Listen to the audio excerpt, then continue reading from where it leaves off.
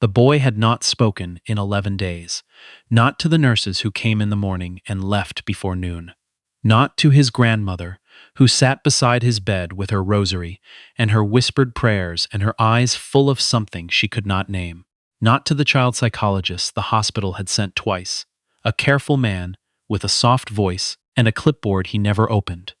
Not to anyone. His name was Miles, he was 9 years old, and the last person he had spoken to was his mother, 2 weeks before she died.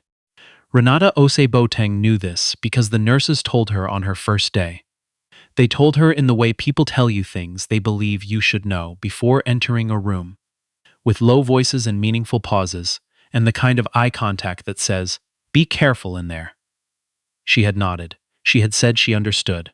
Then she had picked up the tray with his dinner on it and walked through the door as if she were simply delivering a meal, because that's what she was there to do. She had not been hired to fix him. She had been hired to clean the room, change the linens, bring the meals from the kitchen cart to the bedside table, and leave. That was the arrangement. That was what the woman at the staffing agency had written on her intake form. Pediatric ward support staff, rotating shifts, no clinical duties.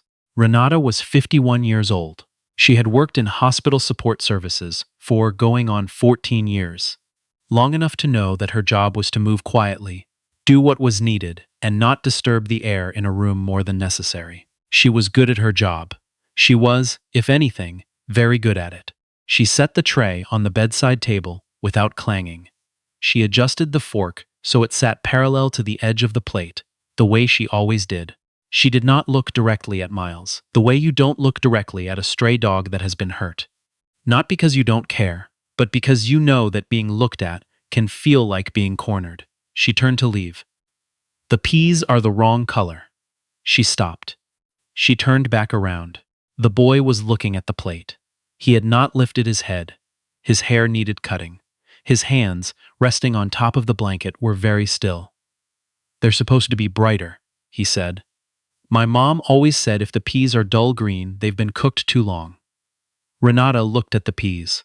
They were, in fact, a dull olive color. She had not noticed before. She noticed now. "Your mom was right," she said. She said it the way she would say anything true, plainly, without decoration. And then she left, because that was what she was supposed to do. But she stood in the hallway for a moment, with her hand still on the door handle. And she thought about what it means to teach a child something small and ordinary, something as small as how to tell the difference between a good pea and a bad one, and how that child carries that knowledge forward into every meal they eat for the rest of their life. Even after you're gone, especially after you're gone. The man had been watching from the doorway. He was dressed in the uniform of the hospital facilities team, dark navy pants, a gray collared shirt with the hospital's logo stitched on the chest, a badge clipped to his pocket. He was tall, and the doorway made him look taller. His name badge said D. Whitmore, which was not his name. His name was Desmond Achebe, and he owned the hospital. Not in the abstract, colloquial way people say they own something. He owned it in the literal sense.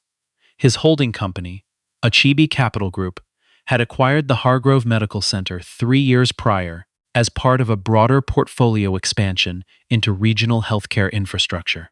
He sat on the board. He had final approval on all capital expenditures above $50,000.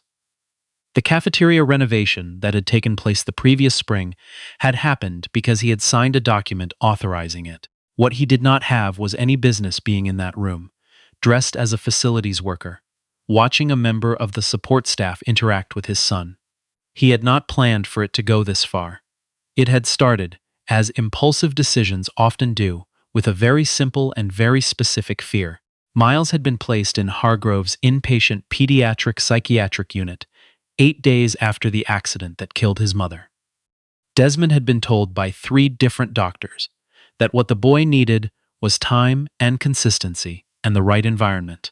He had been told that the ward was excellent, that the staff was compassionate, that the protocols were sound. He had been told all of this by people who worked for him, which meant he had not been able to fully trust any of it. So he had done what he always did when he could not trust information that had been filtered through the people around him. He had gone to see for himself. He had not intended to stay beyond the first morning. He had borrowed the uniform from a facilities closet. He still had access to every part of the building, though he had never used it like this. And he had walked the hall outside Miles's room, watching through the narrow window in the door, watching who came in, watching how they moved, watching whether they were kind or merely efficient. He had told himself it was a one-time thing, a single morning of observation, a father's due diligence. That had been 6 days ago. He was back this morning because of the peas. He had been standing in the hall when the woman, her badge said R. Ose Boteng, and he had read it 3 times without knowing why, had delivered the dinner tray. He had watched through the window. He had seen Miles speak. He had seen the way her body changed when the boy spoke. Not a jolt, not a performative reaction, just a quiet shift, like someone adjusting their stance to better hold a weight. He had heard her say, "Your mom was right." He had watched her leave. He had then stood in the hallway long after she had gone, and he had done something he had not done in 11 days. He had exhaled. Her full name was Renata Josephine Osiboteng, and she had not intended to work at Hargrove. She had not, in fact, intended to work anywhere near a hospital at 42. She had spent the better part of her 30s trying to build a cleaning business out of a starter kit and a second-hand van. And she had come closer than most people knew. Had gotten as far as 12 clients, a part-time assistant, and a business bank account with an actual positive balance before a combination of bad timing, a broken contract, and a landlord dispute had taken most of it back. The hospital job had been a bridge. That was how she thought of it. A bridge between where she was and where she was trying to get back to. She did not resent it. She was not embarrassed by it. She had a particular contempt for the idea that certain kinds of work were beneath a person. Her mother had cleaned hotel rooms for 22 years, and her mother had been a woman of profound dignity, and Renata had learned more about what it meant to take care of something from watching her mother work than she had from any other source. She changed the linens with care. She cleaned the windowsill. She adjusted the blinds so the afternoon light came in at an angle that was warm without being harsh. She did these things because they mattered, because a child who was already suffering did not need to suffer also in a dim or a cluttered room. She did not particularly try to talk to Miles, but Miles, it turned out, was not entirely done talking.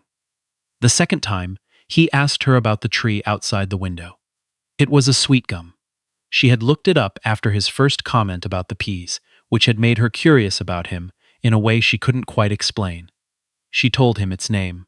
She told him the spiky seed pods, it dropped in the fall, were called gumballs, which made him look at her with the specific skepticism of a child who suspects they're being teased. She said she was serious. He looked back at the tree. After a moment, he said that was a stupid name. She said she agreed. He almost smiled.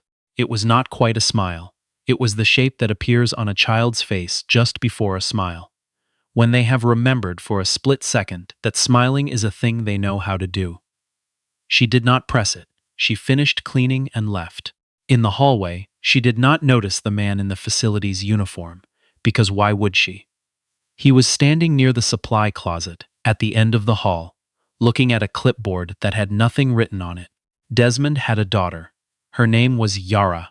She was 26, and she worked in finance, and she had her mother's eyes and her father's stubbornness, which she had always worn more gracefully than he had. She had flown in from Chicago when Miles was admitted, and had stayed for 4 days, sleeping on a pullout in the family waiting room, until Desmond had told her firmly that she needed to go home, that he had this, that she should not put her life on hold. What he had not told her was that he did not in fact have it. What he had not told anyone was how lost he was. Catherine, Miles's mother, Desmond's wife of 12 years, had died on a Tuesday morning in March, on a highway outside Charlotte, in weather that should not have been dangerous and was.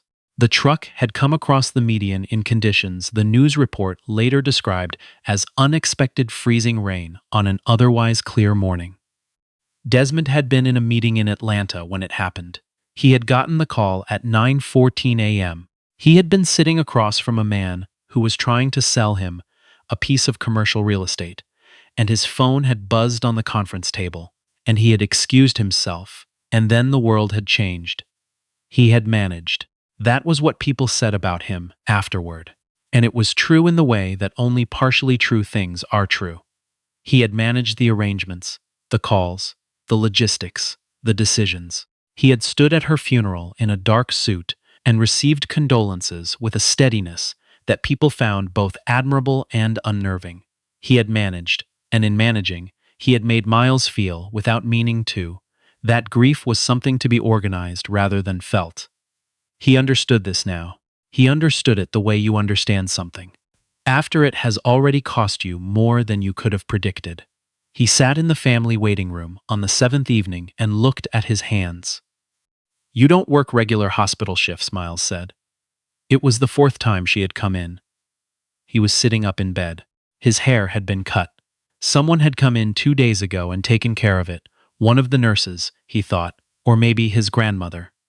He looked, for the first time, like a boy who was present in the room he was sitting in. Renata paused in the middle of folding a clean blanket. "What do you mean?" she said. "The other people come at the same time every day. You come at different times." She considered this. It was true, her schedule rotated. "That's how my shift is set up," she said. "Do you have kids?"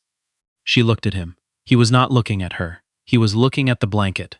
"A daughter," she said. "She's grown now. 24. Does she live with you?" "No, she's in nursing school, up in Baltimore." He nodded at this, as if it confirmed something. "My mom was going to be a doctor," he said. "Before she had me. She stopped to take care of me, and then she was going to go back, and then she didn't." He said this without visible emotion, the way children sometimes say the most devastating things, as facts, simply, without the editorial weight that adults attach to them. Renata finished folding the blanket. She set it at the foot of the bed. "What kind of doctor?" she said. "Pediatric," he said. "Kids." She stood there for a moment. She would have been good at it, Renata said. It was not a platitude. It was, based on everything she had been told and everything she had seen, the only reasonable conclusion. He looked up at her then. He had his father's jaw and his mother's eyes, though she didn't know that. He looked at her the way children look at adults when they are trying to determine whether the adult has said something true or something merely kind. "How do you know?" he said. "Because she taught you to look at things carefully," Renata said. "The peas, the tree. You pay attention. Someone taught you to do that." He looked at the window. "She said noticing things was the only way to really be somewhere," he said. Renata was quiet for a moment. "She was right about that too," she said. Desmond heard this through the door. He had not meant to be there. He had told himself that morning that he was done. That whatever he had been doing this past week was not healthy and not sustainable and not something Catherine would have approved of, which was the argument that carried the most weight with him. He had put the borrowed badge in his jacket pocket and driven to his actual office for the first time in 9 days and sat behind his actual desk and tried to think about the things that required his thinking. By 2 in the afternoon, he had driven back. He stood outside the door and he listened to his son's voice, and then he listened to her voice, and he thought, noticing things was the only way to really be somewhere. And he realized that what Catherine had been doing, in all those small moments, pointing out the wrong color peas, naming the tree, teaching their boy to look at the world with his full attention, was teaching him how to live in it, how to be in it completely, and that the thing Miles had lost was not only a mother, but a whole way of being present. He pressed his back against the wall. He was a man who had built a company from nothing. He had started with a single real estate license and $22,000 in savings, and a conviction that was stronger than any amount of capital. He had been told no enough times that the word had lost its power to stop him. He had bought buildings, hospitals, a chain of regional logistics firms. He had done this, and none of it was in his hands right now. None of it was useful. He was standing in a hallway being undone by a woman he had never spoken to. And he understood, for the first time in 11 days, that this was correct, that this was where the work actually was. It was her supervisor, Marcus Webb, who almost ended it. He found Desmond in the hall on the 8th morning, not outside Miles's room, but near the elevator bank, and he hadn't been doing anything suspicious, just standing. And he said, with the polite firmness of someone who has a job to protect, that visitors weren't permitted in staff-only corridors without escort. Desmond looked at him. He could have told him. He could have said, "I'm Desmond Achibi, and I own this building, and I'll stand wherever I'd like." He could see, in Marcus Webb's face, the particular wariness of a man who has worked in institutional settings long enough to know that confrontations rarely go well for the person without the title. He did not tell him. He said, "You're right. I apologize." He took the elevator down to the lobby and sat in a chair near the front entrance for 40 minutes and thought about what it meant that he had apologized and why it had felt, in a strange way, like relief. He went back up through the visitor entrance, signed in under his own name, and sat in the family waiting room. He was done with the uniform. He wasn't sure exactly what he was starting instead. The evening he finally spoke to her, he had not intended to. She was coming off her shift. He saw her in the elevator lobby, still in her work clothes, her bag over one shoulder, waiting for the doors to open. He was beside her before he had made a decision. "You're Miles's floor," he said. She looked at him. She did not recognize him from the halls. Why would she? But she recognized something in the way he said Miles's floor. The particular weight a parent gives to a child's name when they are trying to say something else. "Yes," she said. "He's my son," Desmond said. The elevator came. Neither of them moved toward it. It opened and closed. "I know," she said. "I could tell." He looked at her. "He has your way of standing," she said. "Feet apart. Like he's preparing for something." He did not know what to say to that. "Thank you," he said, "for what you've been doing." "I've been doing my job," she said. "You've been doing more than your job." She shifted her bag on her shoulder. She was not uncomfortable. She was measuring something. "He's a good kid," she said. "He's going to be okay." "How do you know?" He had not meant to ask it.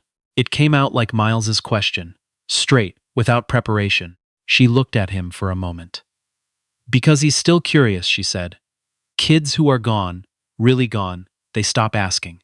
He's still asking. He asked me about the tree. He asked me what kind of doctor his mother would have been. As long as he's asking, he's still here." Desmond stood with that for a moment. "She would have been a good one," he said quietly. "I know," Renata said. "He told me." He came back the next day through the front entrance and sat with Miles for 2 hours. It was not a breakthrough, not in the dramatic sense. Miles did not throw himself into his father's arms. He did not say the things that needed saying, not yet. But he showed Desmond the tree outside the window and told him its name, which he had looked up on the tablet the nurses had brought him. He said the seed pods were called gumballs, and he said it with the faint preemptive certainty of a child who half expects to be told he's wrong. And Desmond said, "That's exactly right. I looked it up too." Miles looked at him. "You knew already," Miles said. "I did," Desmond admitted. "Then why did you look it up?" "Because sometimes you look things up not to learn them, but to make sure you haven't forgotten them." Miles thought about this for a moment. "Is that what you've been doing?" he said. "Since Mom?" Desmond was quiet. "I think so," he said. He found Renata in the hall 3 days later, before her shift began. She was at the nurse's station, dropping off some paperwork, and she looked up when she heard her name. He was not in a uniform. He was in what he actually wore. A dark blazer, a white shirt, no tie, the particular low-key polish of a man who does not need to perform wealth, because it has long since become invisible to him. She looked at him the way you look at someone when the context has shifted. "You clean up," she said. He almost smiled. "Can I buy you coffee?" he said. "When you're done, or before. However it fits." She studied him. "I don't think that's," she started. "I know what you're going to say," he said. "And you're right. I'm not trying to complicate your job or make anything strange. I just want to talk, like a normal person. The way we talked in the elevator." She was quiet. "I've been alone with this for a long time," he said. You were the first person in 11 days who said something true to me. I just want to sit across from someone who says true things." She looked at him for a long moment. "One coffee," she said. "And you're buying something to eat too, because I haven't had lunch," he said. "Deal." They sat at the coffee shop on the ground floor for an hour and 15 minutes. She ordered a turkey sandwich and black coffee and ate without apology. He ordered the same.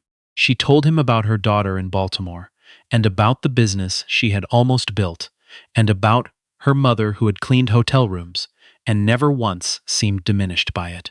He told her about Catherine, which he had not told anyone. Not the facts, not the accident, but the texture of her. The way she laughed before the joke was finished. The way she kept a running list of things she wanted to learn on a small notebook in her nightstand. The way she had said, once, in an ordinary moment, that she thought the secret to a good life was paying attention to it. Renata had been quiet when he said that. "Miles said something like that," she said. "About noticing things.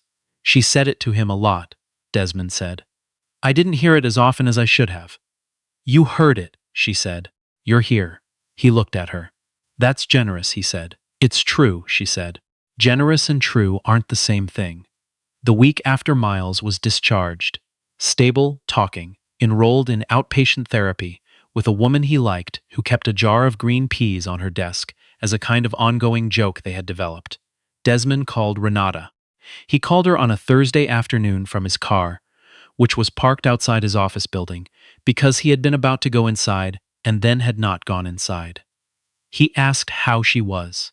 She said she was fine, that she had picked up an extra shift on the pediatric floor. He asked about her daughter. She said she had passed her first clinical exam, which they were both proud of. He said, "I keep thinking about what you said. About as long as he's asking, he's still here." "Good," she said. "I think the same is true for adults," he said. She was quiet for a moment. "What are you asking?" she said. "I don't know yet," he said. "That's how I know it's real." She laughed. It was a short, quiet laugh, the kind that happens before you decide whether to keep it contained. "One more coffee," she said, "and we'll see." 6 months after that, on a Saturday evening in October, Desmond stood in the kitchen of the house in Buckhead and watched Renata help Miles fold dumplings. She had not moved in. She was not that kind of woman, and this was not that kind of story. Not yet, anyway, and maybe not ever in the way that stories like this are usually supposed to go. What she was. A presence. A real one. Someone who came for dinner on Saturdays and stayed until Miles fell asleep on the couch, which he did with the specific bonelessness of a child who feels safe enough to fully let go. She had shown him how to fold the edge of the dumpling, so it made a small pleat that held. He had made 12 of them, badly. She had not corrected any of them. She had said, "Those are the ones that will taste the best, because you made them yourself, and food always knows." Miles had considered this. "Is that actually true?" he said. "Sometimes," she said. "The true things usually only work sometimes. That's how you know they're true." Desmond stood in the doorway and did not say anything, because there was nothing to add. Later, when Miles was asleep on the couch, and the dishes were done and the kitchen was quiet, Renata sat across from him at the table, with her hands folded around her mug, and he looked at her in the way he had been looking at her for months now.